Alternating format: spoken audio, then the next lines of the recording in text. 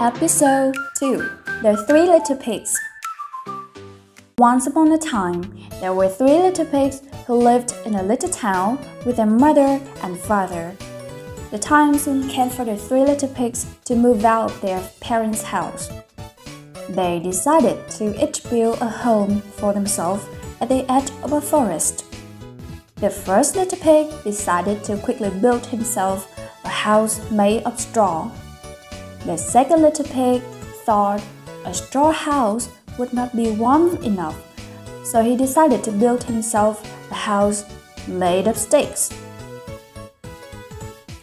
The third little pig wanted a house that was warm and strong, so he decided to build a house made of bricks. The next day, as the three little pigs were relaxing in their new homes, a big bad wolf came to the edge of the forest. The wolf knocked on the door of the first little pig's straw house. He said, Little pig, let me in. First little pig replied by saying, Not by the hair of my chinny chin chin. This made the big bad wolf angry. He growled, Then I'll puff, and I'll blow your house in.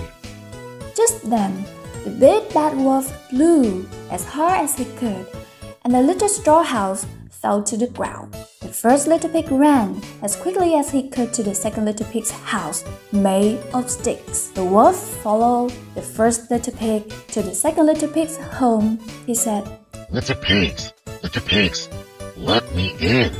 The two little pigs replied by saying, Not by the hair of our chinny chin chins. This made the wolf angry again. He growled, Then I'll huff and I'll puff and I'll blow your house in.